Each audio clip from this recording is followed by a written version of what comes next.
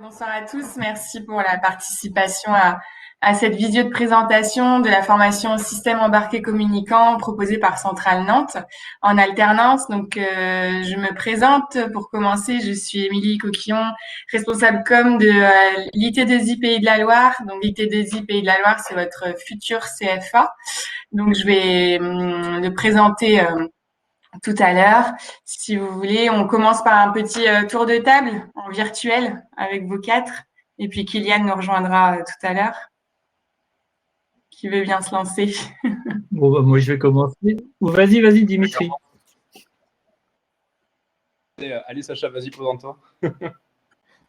Ok, bah moi du coup je suis étudiant en première année dans cette formation système embarqué communicant à Centrale, avec l'IT2I aussi. Je viens d'un DUT GE2I à Nantes et je suis en entreprise, je suis dans une entreprise qui est à Fontenay-le-Comte et qui développe des boîtiers, par exemple les boîtiers où on badge pour entrer dans les bâtiments, ce genre de choses. Ils développent donc le matériel et aussi le logiciel qui va avec. Et donc mon poste au sein de l'entreprise, c'est développeur système embarqué. Et donc je programme ces dispositifs. D'accord. Quel est le nom de l'entreprise? Europarts, l'entreprise, si vous voulez rechercher. Et Dimitri, tu es où? Toi, de ton côté? Pareil, j'ai fait un DUT G2I, pardon. Sauf qu'en plus, j'ai fait aussi une année à l'étranger en Erasmus, donc le DUETI en Irlande. Et là, cette année, du coup, je suis en entreprise à Laval, dans les Pays de Loire, dans une entreprise de design électronique. Donc en ce moment, je suis en train de concevoir un régulateur de panneaux solaires, donc pour charger la batterie, qui est destiné à des installations isolées en Afrique. Et du coup, voilà. D'accord. Et le nom de l'entreprise? Spingeo. D'accord. On continue le tour de table et puis on rentrera dans le détail des questions après. Ok, bon, bah, j'y vais. Alors, moi, je m'appelle Olivier Roux, je suis professeur à l'École centrale de Nantes. Je suis co-responsable de la formation avec Michael Bridet qui se présentera tout à l'heure. Et donc voilà, la formation a ouvert en septembre, on en parlera peut-être tout à l'heure, mais là c'est intéressant parce qu'il y a deux étudiants qui sont dans des entreprises qui ne sont pas des très très grosses entreprises, si j'ai bien compris, et alors que le panel d'entreprises de cette année en fait va de grosses entreprises type Thales à des PME, à des petites entreprises, donc c'est très varié. Voilà, première remarque.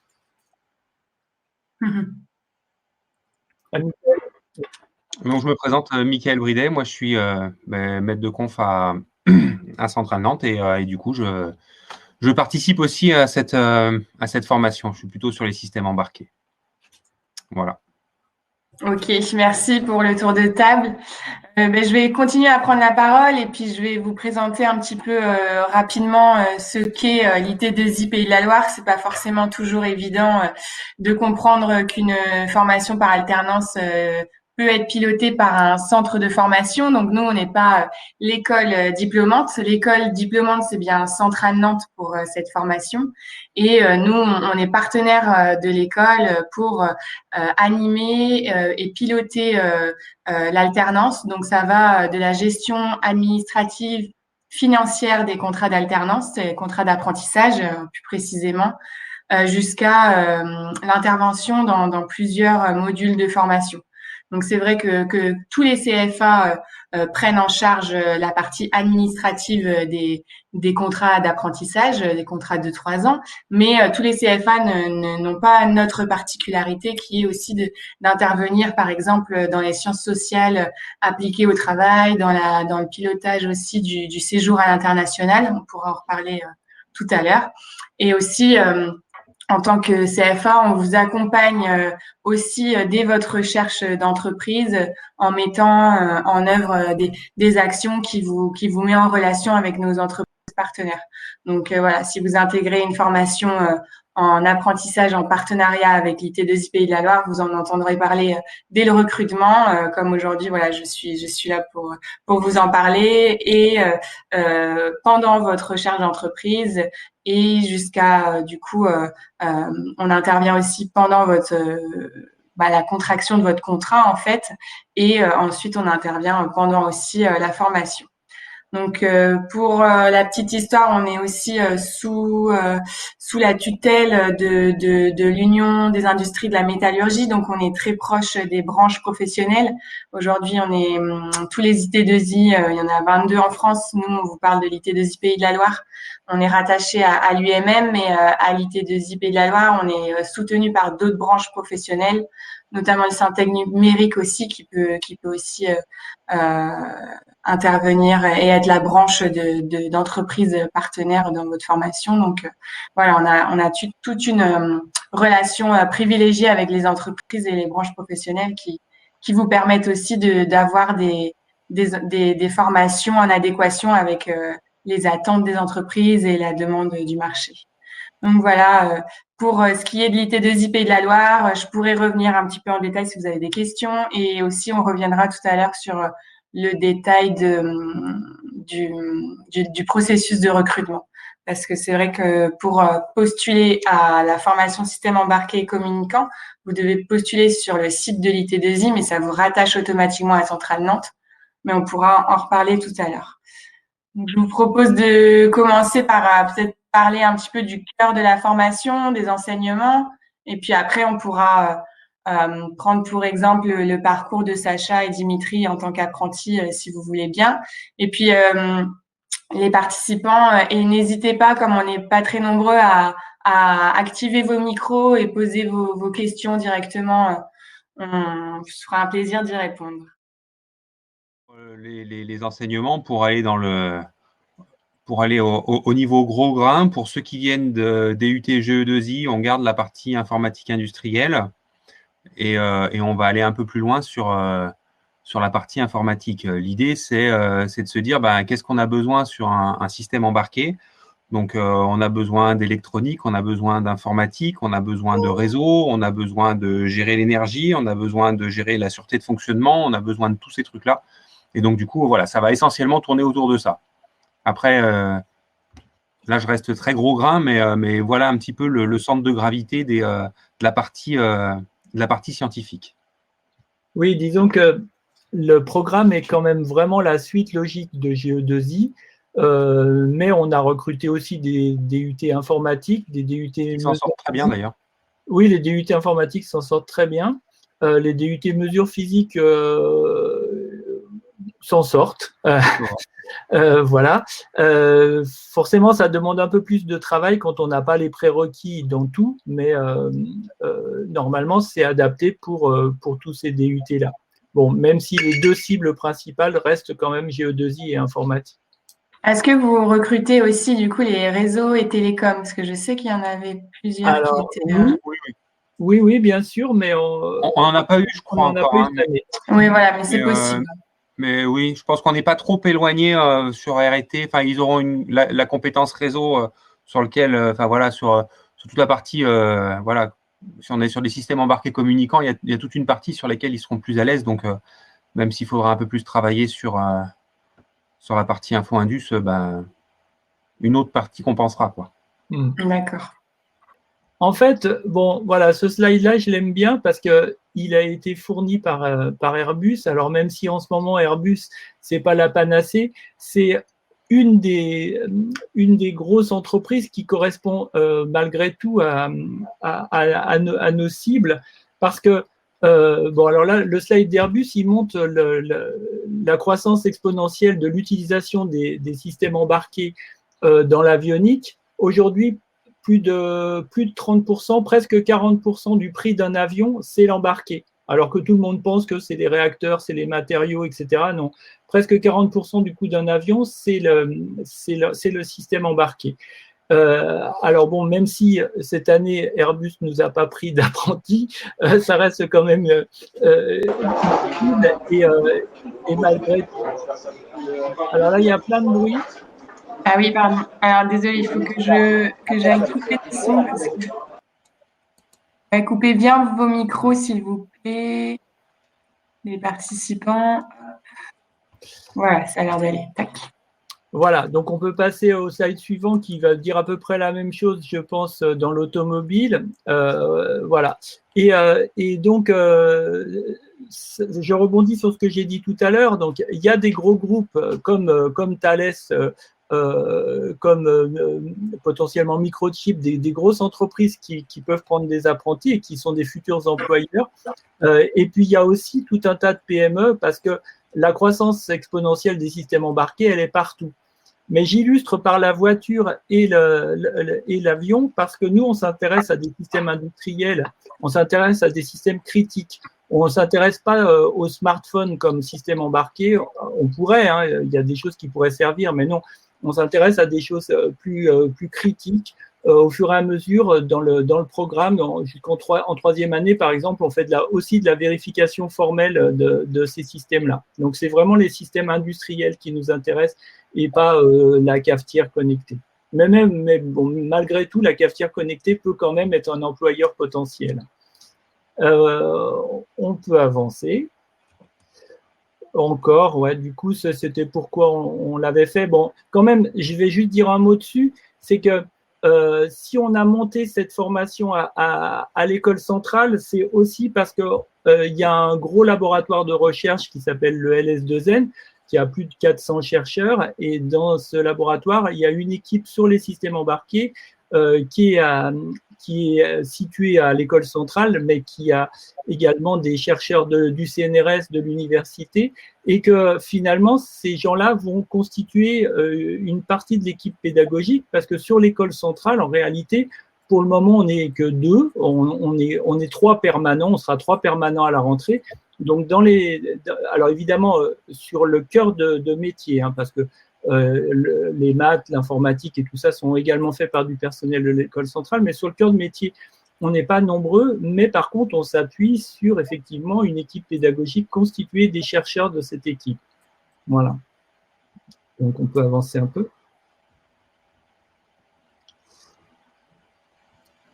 Donc, ça, c'est sur les différentes compétences. Donc, évidemment, il s'agit d'une formation ingénieur, donc il y a des compétences scientifiques et techniques qui sont demandées, mais un ingénieur, c'est pas seulement ça, et une grosse partie de l'enseignement est aussi sur des compétences donc dans les sciences sociales appliquées au travail, dans l'économie, l'organisation industrielle. Voilà, il faut savoir gérer un groupe, il faut savoir, il y a aussi des cours d'anglais. La formation ingénieur, c'est quand même différente de la formation technicien. Vous n'allez pas faire que du science et technique dans la formation. Donc voilà, on peut avancer là-dessus. Après, s'il y a des questions.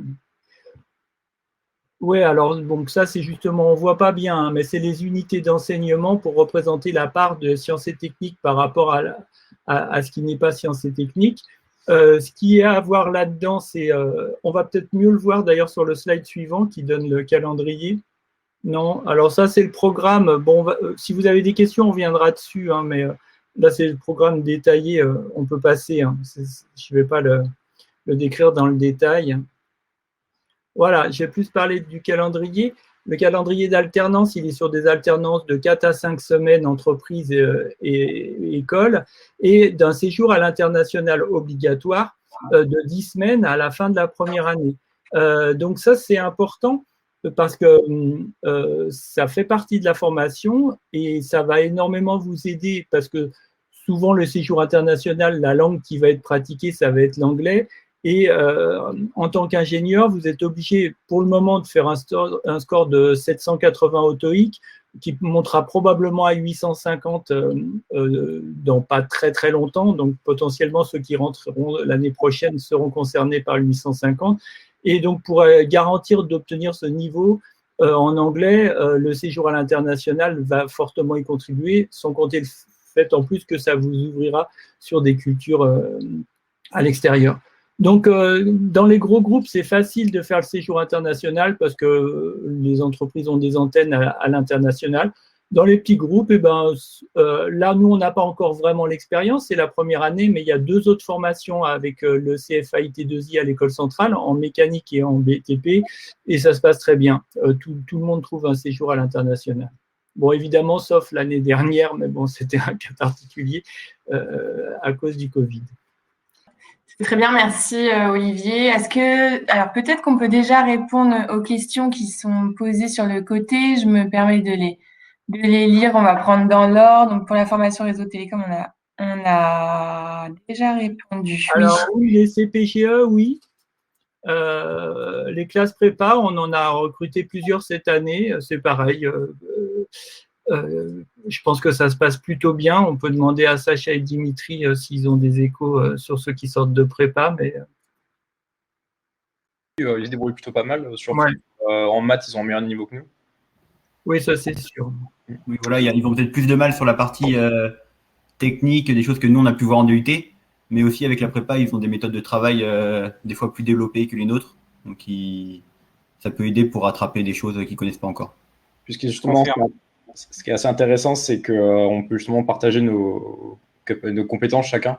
Et justement, si on a du mal à la partie maths, on va demander à quelqu'un qui se débrouille en maths de venir nous aider. Et inversement, sur la partie technique ou quoi que ce soit, quoi. Donc vous, vos points forts en GE2I, c'est plutôt quelle partie alors?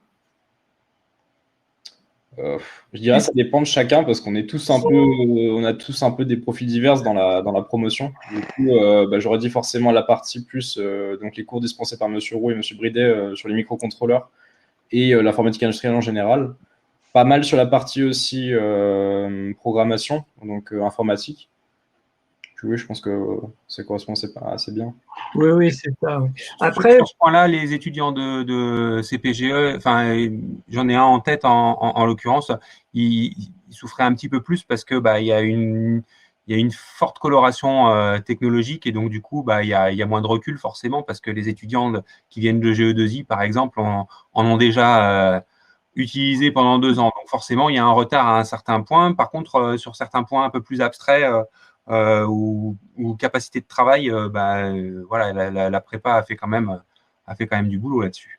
Oui, et puis je pense que pour le module, entre autres pour le traitement du signal qui a commencé là et pour les mathématiques, ceux qui sortent de prépa sont clairement avantagés pour les aspects mathématiques. Donc c'est compensé. On a quand même fait attention l'année dernière avec Michael, on avait vraiment envie d'un groupe où il y ait des informaticiens, des GE2I, un petit mélange parce qu'on a la chance de travailler sur un petit groupe. Vous êtes 23 cette année et c'est vraiment l'objectif qu'on a de ne pas être plus gros que ça parce que là on a réussi quand même à faire un peu de présentiel, même encore en ce moment, même si c'est pas beaucoup, parce que justement le travail en groupe, de pouvoir s'aider entre quelqu'un qui est fort en maths, quelqu'un qui développe bien ou quelqu'un qui connaît bien les microcontrôleurs, ça fait une dynamique de groupe. Donc on va essayer de rester sur cette même dynamique. Oui, et puis les autres formations de centrale vont maximum jusqu'à 30 apprentis. En général, ça ira pas au-delà de ça pour les formations en alternance.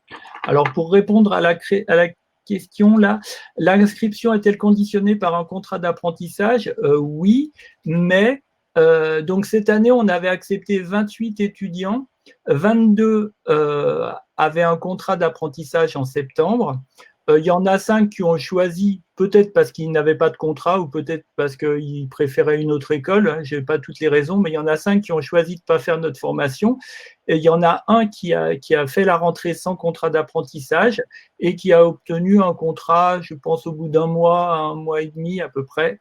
Voilà. Donc, vous avez un délai qui a été augmenté à cause du Covid. Je pense que le délai est jusqu'à janvier pour trouver un contrat d'apprentissage.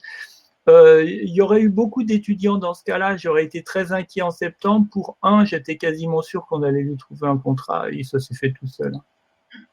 Pour reparler, je rebondis un peu sur le calendrier. Donc, vous avez jusqu'à début mars pour candidater. Et par contre, début mars, vous n'êtes pas obligé pour candidater, vous n'êtes pas obligé d'avoir une entreprise d'accueil. Ça se fait vraiment par palier. C'est-à-dire que dans un premier temps, le jury va regarder vos notes, votre motivation, votre CV. Ça, vous pourrez confirmer.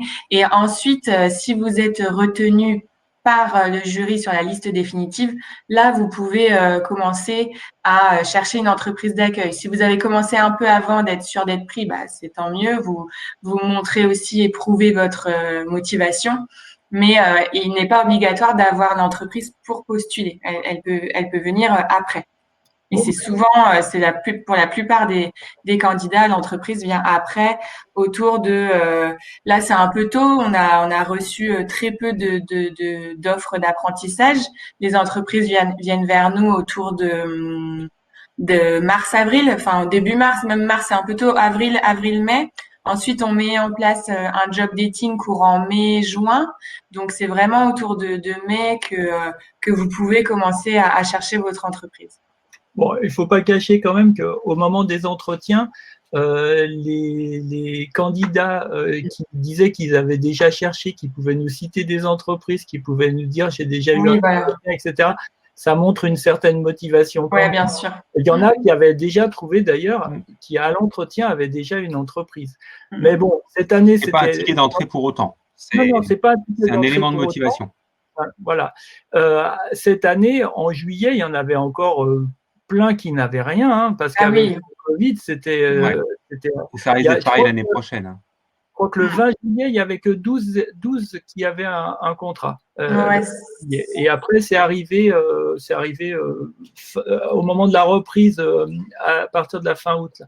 Bon, cette année sera peut-être mieux. L'année dernière, c'était catastrophique. En tout cas, je confirme, on a 12 spécialités en alternance en partenariat avec les écoles d'ingénieurs, dont 3 avec Centrale Nantes. C'est vrai que le système embarqué, c'était la première année l'année dernière.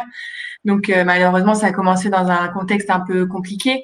Mais pour nos autres formations, c'est vrai qu'à quasiment autour de juillet, la plupart des apprentis sont placés et les derniers se placent en août. Il se passe pas grand-chose, donc les derniers se placent début septembre, avant la rentrée qui est toute fin septembre. Bah là, cette année, dans les autres formations, en juillet, ils n'avaient rien.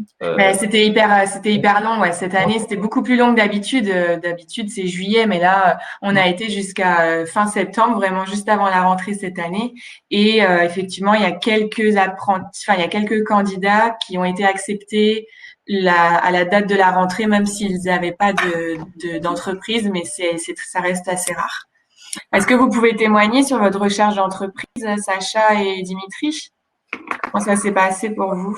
Pour mon retard, j'ai eu un petit contretemps. Bonjour. Moi, du coup, pour ma recherche d'entreprise, j'avais envoyé pas mal de mails de candidature à des entreprises que j'avais trouvées sur Internet. Et finalement, j'ai répondu à une offre d'entreprise qui était présente sur le site de l'IT2I, du coup, pour notre formation. Et j'ai passé plusieurs entretiens, 3 entretiens, je crois, et j'ai été accepté à la fin. Donc, ça s'est plutôt bien passé pour moi parce que du coup, j'ai eu l'offre assez facilement. Et l'offre était vraiment faite pour une formation comme nous, quoi. Et c'était à quelle période à peu près? Alors, j'ai dû avoir la réponse courant juillet. Je crois la dernière réponse officielle. J'ai passé des entretiens dans les 2 dernières semaines de juin. Et j'ai eu la dernière réponse mi-juillet. D'accord. Donc moi, ça s'est plutôt bien passé pour moi. Mais il y en a dans notre classe qui ont envoyé 40-50 candidatures. Bon, après, les candidatures, c'était pas forcément pertinentes partout, mais il y en a qui ont vraiment galéré, mais ils ont fini par trouver, quoi. C'était à peu près la même chose. Moi, j'avais envoyé beaucoup de... Il y a un petit écho. Ouais. Je vais couper mon micro, moi. Du coup, je disais que j'avais envoyé beaucoup de candidatures. Je n'ai pas compté exactement combien, mais j'ai eu, sur toutes celles que j'ai envoyées, j'ai eu que des refus. Par contre, j'avais gardé contact avec mon maître de stage quand j'avais mon stage de 2e année en DUT. Et ça, c'est super important, genre juste garder les contacts. On ne sait pas quand est-ce que ça peut servir. Là, pour ce cas-ci, ça m'a servi cette année. Et du coup, il a bien voulu me prendre pour 3 ans, parce que lui, il cherchait aussi quelqu'un pour développer sa boîte. Et puis là, ça a tourné, quoi. Mais ça, en fait, il a pu me le confirmer que vers juillet-août, je crois. J'ai plus exactement la date en tête, mais c'était très tard, ouais. Pour les recherches d'entreprise, ce qui a joué également, c'est que beaucoup des étudiants étaient vraiment proches de Nantes. On va dire Maine-et-Loire, Loire-Atlantique essentiellement, et cherchaient sur Nantes et Angers, grosso modo, Rennes un petit peu, et ne répondait à aucune des offres qui étaient plus éloignées en fait. Et c'est vrai que en élargissant, ou alors, bon, peut-être cette année, il y aura plus de gens qui viennent de plus loin, j'en sais rien, mais ça aiderait évidemment, surtout pour les grands groupes, de chercher un petit peu au-delà de la région. Par exemple, Thales Cholet en a pris 4, mais Thales peut prendre beaucoup plus que ça. Enfin, d'ailleurs, Thales Toulouse a pris aussi, et Thales Paris également nous en a pris un, mais c'est clair qu'il pourrait prendre davantage si on va plus loin. Moi, pour ma part, c'est pareil, j'ai fait beaucoup de demandes. Il y en a où j'ai eu des refus, d'autres pas de réponse. Sinon, après, celles où j'ai eu des entretiens, mes candidatures où j'ai des entretiens, il y en a 2 où il y en a une qui m'intéressait moins, donc j'attendais, une autre où j'ai été refusé, et au bout de la 3e, j'ai été accepté, et c'est l'entreprise dans laquelle je suis aujourd'hui qui me plaît, et j'ai eu la réponse, il me semble que c'était vers mi-juillet, fin juillet, je crois. Oui, ça s'est vraiment débloqué effectivement fin juillet, mais on t'entend plus, Émilie. Je vais couper mon micro. Merci Kylian, de nous avoir rejoints. Est-ce que vous pouvez vous présenter, nous dire dans quelle entreprise vous êtes du coup aujourd'hui? Ouais, alors je parle de mon parcours un peu aussi rapidement. Oui, oui. Je m'appelle Kylian Leray, j'ai fait un bac sciences et technologies de l'industrie et du développement durable. Ensuite, j'ai été en DUT GE2I, donc génie électrique et informatique industrielle à Angers. Et puis aujourd'hui, je suis la moitié du temps à Centrale Nantes, et sinon mon entreprise c'est à Rennes, c'est ST Microélectronique, qui est un gros groupe, et moi je travaille en recherche et développement en système embarqué. Donc principalement c'est du Bluetooth Low Energy, s'il y en a qui connaissent. C'est pour de la communication. Et en fait, moi, c'est une équipe de support d'application. Donc en fait, c'est des gros clients, principalement des gros clients industriels qui vont nous contacter parce qu'ils ont des idées de produits, et nous on va les aider à soit concevoir le produit, ou soit aussi à faire le suivi s'ils ont des problèmes sur la production ou autre par la suite. Et il y a aussi où il faut promouvoir. Donc voilà, c'est ce que je fais à Rennes chez ST Microélectronique. Ça a coupé. Du coup, c'est un rythme qui plaît, moi, qui me plaît bien en tout cas, qui plaît bien aux entreprises, d'après ce que j'ai pu comprendre. Ce rythme de faire à peu près 4 semaines de cours, à peu près 4 semaines en entreprise, parce que ça permet, quand on est en entreprise, de prendre le temps de travailler sur les projets, tout ça. Et puis, sinon, la période en entreprise, pour moi, dans mon cas perso, j'ai eu la chance de faire quasiment que du présentiel, avec peu de collègues sur place, mais du coup, j'ai quand même pu me rendre compte de comment fonctionnait l'entreprise, comment les choses étaient organisées. Et c'est important, je pense, surtout au début quand on rentre dans l'entreprise. Mais malgré le confinement, Covid, tout ça, ça se passe plutôt bien. Je vais rejoindre Sacha sur ce qu'il a dit. Je trouvais ça assez intéressant, effectivement, le rythme d'alternance qu'on a. Parce que vraiment, 4 à 5 semaines, ça permet vraiment de se mettre sur le projet sur lequel on est en train de travailler. Et du coup, de pouvoir bien avancer dessus. On n'est pas coupé comme dans une formation, on a une semaine, etc. Et effectivement, après, voilà, l'ambiance entreprise va dépendre de là où vous êtes, forcément. Mais très personnellement, je trouve que c'est vraiment intéressant de côtoyer justement le monde du travail, où on a une expérience professionnelle avant de finir nos études, pardon. Ça permet vraiment de se dire, ok, c'est là où je vais, est-ce que c'est ça que j'aime bien faire? Effectivement, oui, dans ce cas-là. Et donc, non, franchement, c'est plutôt pas mal. Et pour revenir sur le rythme de l'entreprise aussi, ça permet aussi de potentiellement s'éloigner de l'école, éloigner l'entreprise de l'école. Avoir 4 à 5 semaines, ça permet du coup de ne pas avoir des trajets à faire toutes les semaines si l'école et l'entreprise sont assez éloignés.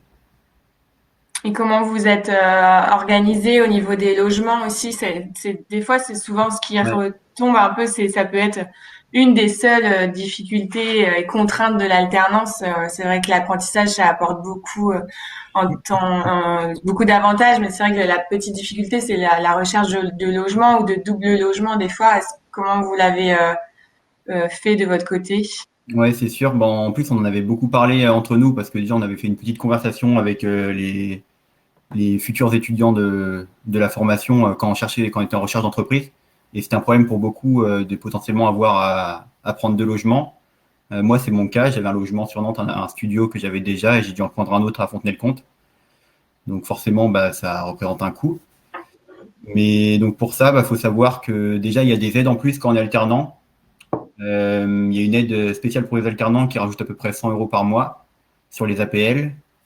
Les APL, à voir avec le nouveau calcul, mais on gagne aussi plus quand on est alternant. Moi, ça m'a fait un plus 100 € aussi. Et enfin, il y a des entreprises, ça dépend lesquelles, souvent les grosses structures, qui permettent d'avoir une rémunération en plus, étant donné qu'il y a deux logements. C'est ça, ça dépend des entreprises, mais il y a certaines entreprises qui, notamment, je pense à Thales, je ne sais pas si dans le groupe il y en a d'autres, mais en cas de double logement, qui peuvent donner un surplus pour aider justement. Et sinon, par rapport aux aides que tu as dit, tu les as dit, Sacha, et il y a aussi la prime d'activité que vous pouvez demander. Bon, ça crée des écarts encore plus, mais c'est si votre salaire en tant qu'apprenti est supérieur à 950 € mensuels, vous pouvez aussi faire la demande de la prime d'activité. Par contre, c'est seulement si le salaire est supérieur à 950 €. Et pour donner une petite idée sur les salaires auxquels vous pouvez prétendre en première année, que l'entreprise va vous donner, parce que c'est pas encore l'heure de négocier les salaires. Mais dans la classe, je crois que c'est entre 750 et 1100 €, je crois, pour ceux qui gagnent le plus. Et la moyenne est autour de entre 850 et 950 € pour la première année, sachant que tous les ans, ça augmente. Après, ça va dépendre de votre âge déjà, et puis ça va dépendre aussi de la convention collective de l'entreprise dans laquelle vous êtes. Donc la plupart, pour nous, je pense que quasiment toute la classe, on est soit chez Syntec, donc c'est la convention collective des bureaux d'études, soit la convention collective des métiers de la métallurgie. Mhm. Oui, effectivement, un avantage non négligeable de l'alternance, c'est évidemment votre salaire, en plus de bénéficier d'une formation gratuite, car prise en charge par votre entreprise d'accueil et par les branches professionnelles. Donc évidemment, ce salaire est, comme l'a dit Dimitri, surtout en fonction de votre entreprise d'accueil. Est-ce que vous avez d'autres questions? Il y a aussi une question auquel on n'a pas vraiment répondu, qui concernait les prépas, mais ça peut peut-être concerner les autres DUT et BTS. Est-ce qu'il faut avoir un très bon dossier pour être accepté? Oui. Oui. Forcément. Bah oui. Alors, il y a une question. Pouvez-vous nous indiquer alors pourquoi nous devrions prendre votre école? J'ai l'impression à me retrouver un truc de recrutement là quand j'ai vu cette question. Je trouve ça génial. Après, c'est à chacun de choisir dans quelle école il candidate. Hein. L'école centrale, ça vous donne à la fin un diplôme de l'école centrale, ce qui n'est pas négligeable.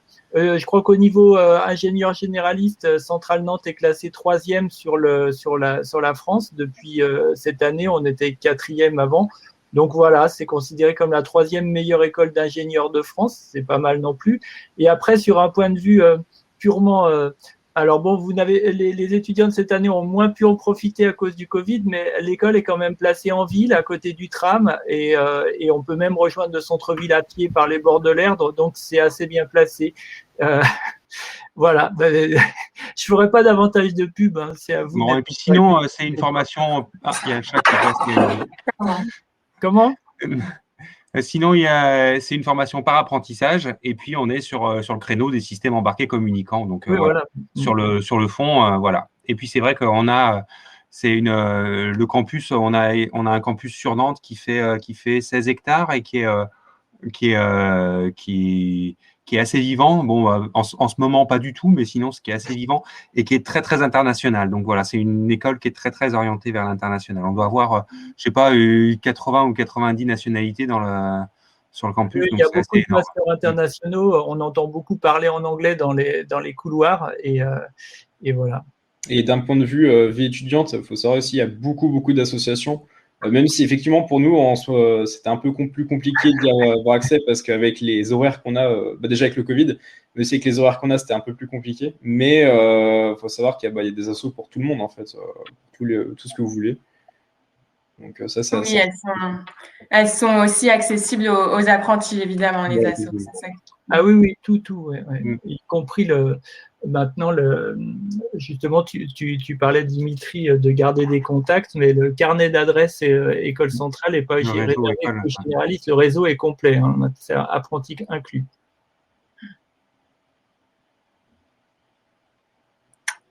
Alors, le diplôme obtenu avec la spécialité système embarqué a-t-elle la même valeur que le diplôme généraliste? C'est pas le Non, même diplôme. c'est pas le même diplôme, c'est ingénieur de spécialité. Après, l'interprétation qu'en fait l'entreprise, c'est en fonction évidemment de l'expérience qu'elle aura vis-à-vis de ce diplôme-là. Pour le moment, il n'y en a pas vu que ce diplôme n'existe pas. Mais non, clairement, c'est pas une formation ingénieur généraliste, ça mène pas directement au même métier.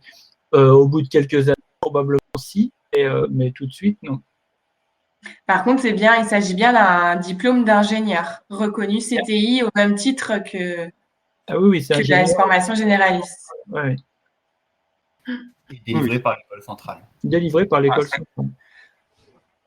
Voilà, l'école centrale, vous la connaissez surtout pour son diplôme généraliste, mais centrale a d'autres diplômes comme la spécialité par alternance, des masters, des doctorats, etc. Oui, et puis le diplôme d'ingénieur de spécialité, Centrale le délivre depuis sa création. Enfin, Centrale, sa création, c'est il y a 100 ans, mais le nom Centrale, avant c'était le NSM, le nom Centrale c'était en 91, et les ingénieurs de spécialité BTP et génie méca existaient déjà en 91. Alors là, c'est nous, Michael et moi. Bon, on va regarder directement l'avis de poursuite d'études en école d'ingénieur. Si c'est les DUT qu'on connaît bien, avec qui on a beaucoup de contacts, où on connaît l'équipe pédagogique, on demande directement aux enseignants ce qu'ils en pensent. Bon, ça concerne principalement Nantes et Angers. Où là, on va suivre grosso modo l'avis des enseignants. Donc, s'il n'y a pas un avis favorable à la poursuite d'études, ce sera directement non, de toute façon. Alors, c'est mieux très favorable même, mais l'avis peut être favorable du moment que il y a des conditions qui ont fait que ça a été favorable. Là, on va lire l'ensemble du dossier. Évidemment, il faut avoir un niveau en mathématiques et en anglais qui soit également bon. C'est pas seulement les matières techniques qu'on va regarder, c'est aussi la capacité d'abstraction. Parce qu'au fur et à mesure que la formation avance, il y a de plus en plus de problèmes abstraits qui vont se poser. Et donc, ça, c'est quand même lié évidemment aux approches mathématiques. Voilà, mais c'est l'ensemble du dossier qu'on va regarder. Et on lit la lettre de motivation, on lit tout. Oui, effectivement, dans le dossier de recrutement qu'on vous demande sur le site de l'IT2I, donc vous avez lettre de motivation, CV, les relevés de notes de votre bac, le diplôme, la copie du diplôme du bac, les relevés de notes de DUT jusqu'à celle que vous pouvez, quoi, de semestre 1, de deuxième année sans doute. Et c'est vrai qu'on vous demande l'avis de poursuite d'études. Alors vous pouvez, c'est le seul document qu'on accepte de recevoir après, car on sait que vous l'avez souvent un peu tard par rapport à notre calendrier. Donc, vous pouvez très bien postuler sans l'avis de poursuite d'études, et par contre, évidemment, nous l'adresser par mail dès que vous l'avez. Je vous mettrai à la fin les coordonnées de Nadine Cadoré, ma collègue chargée du recrutement, pour lui adresser cet avis de poursuite d'études qui, vous le voyez bien, est hyper primordial pour votre candidature. Donc, il y a des discussions sur le niveau en IUT, je pense, sur le côté. Le classement. Alors, le classement est important, mais on n'a pas respecté scrupuleusement le classement. Je ne vais pas donner de nom, mais on a refusé des gens moins bien classés, par exemple que Sacha. Et voilà, il n'y a pas que le classement qui compte. Alors, on a refusé des mieux classés que Sacha. oui, j'ai dit moins bien, oui, des mieux classés, oui. J'ai dit moins bien, des mieux, oui. Oui, parce qu'évidemment, là, vous regardez aussi la motivation. J'imagine que c'est souvent ce qui… Oui, l'ensemble, oui. C'est l'ensemble, et puis alors en particulier, les gens comme Sacha qui viennent d'un IUT qu'on connaît bien, on va demander, on a directement l'avis des collègues, on les connaît vraiment très bien, on travaille avec eux en recherche, donc… Ouais. Bah déjà, il y a déjà le fait de pouvoir mettre un premier pied dans le monde de l'entreprise, ça nous permet de découvrir ce que c'est. Et en fait, c'est très formateur de passer la moitié du temps à continuer à apprendre des connaissances via les cours et aussi de se former directement sur le terrain et de voir réellement les attentes que peut avoir une entreprise. Et quand on est en cours, on n'a pas forcément la vision, on n'a pas forcément la vision du monde de l'entreprise et on ne sait pas vraiment ce que c'est finalement. Et en fait, c'est ça qui est vachement intéressant de pouvoir mêler les deux. Et je pense aussi que ça fait gagner beaucoup en maturité en fait, d'être au sein d'une équipe et d'avoir des responsabilités ouais, c'est ça, ça fait gagner aussi en maturité, quoi. Et puis il y a un autre point qui est vraiment intéressant avec l'alternance, c'est que je me souviens quand j'étais en DUT, j'étais content, mais au bout d'un moment de temps, parfois être assis sur une chaise et puis face à un tableau où tu as un professeur, parfois c'était un peu long, on va pas se mentir. Du coup, ce que je trouve intéressant, c'est justement pouvoir varier, pouvoir souffler quand on est en entreprise de l'école. Et quand on est à l'école, on pourrait souffler l'entreprise. Comme ça, on a vraiment un renouvellement, pardon. On s'ennuie jamais, en fait. Et justement, quand on revient en entreprise, on est content de retourner en entreprise. Et quand on revient à l'école, on est content de retourner à l'école. Et c'est ça que je trouve assez intéressant aussi. Oui, voilà. Et il y a aussi l'alternance qui permet déjà d'avoir pas mal d'expérience en sortant, en validant le diplôme. On a déjà de l'expérience professionnelle, donc ça peut faire valoir pour postuler dans des entreprises, etc. Et puis même pour nous, en sortant du diplôme, on sait ce qu'on vaut, on sait ce qu'on sait faire, on sait ce qu'on a déjà fait. Et il y a aussi des entreprises qui recrutent en alternance pour derrière proposer un emploi. C'est un peu une sorte d'embauche préparée. Moi, par exemple, l'accord entre guillemets tacite que j'ai avec l'entreprise, il n'y a rien d'écrit, mais c'est ce dont on a parlé, c'est qu'à la fin de la période d'apprentissage, il me propose un emploi dans l'entreprise. Voilà. Super. C'est un beau tremplin. Oui, c'est clair que c'est une vraie ouverture pour un écho. Et que par rapport à… Autant je ne suis pas convaincu de l'intérêt de l'apprentissage pour les ingénieurs généralistes, autant pour les ingénieurs de spécialité, c'est évidemment un énorme plus parce que justement, quelque part, l'ingénieur généraliste ne sait pas faire grand-chose, mais il aura la capacité de s'adapter. C'est en grosso modo comme ça que sont vendus les ingénieurs généralistes.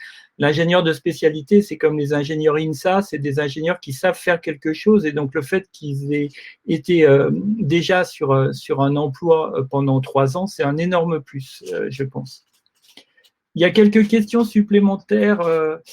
Alors, combien de candidats par année? On ne peut pas faire de statistiques, nous. Hein. Je sais qu'en BTP, tout ça, ils sont à quelques centaines, je dirais. Mais en fait, ce n'est pas tellement…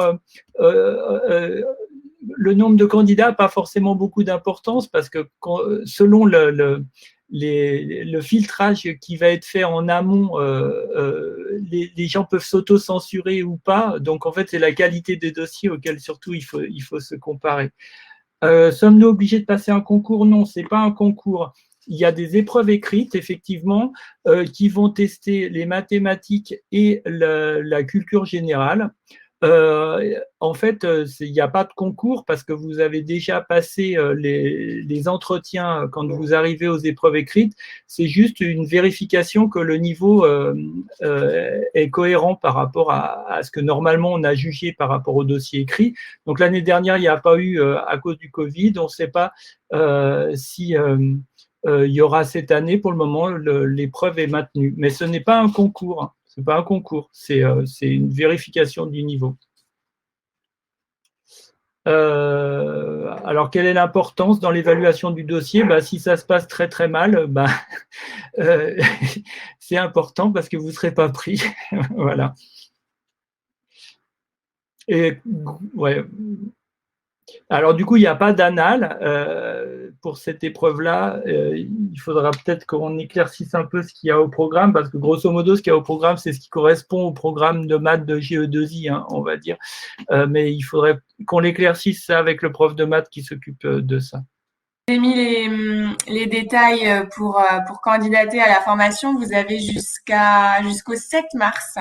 Et à partir du 7 mars, donc vous ne pourrez plus déposer votre dossier. Donc à partir du 7 mars, le jury évalue votre dossier et ensuite vous saurez si vous êtes retenu pour les tests, s'ils ont lieu. Et ensuite, troisième étape et dernière étape, si vous êtes retenu à l'entretien de motivation qui se fait face à quelqu'un de l'école centrale, un enseignant, et aussi face à un industriel.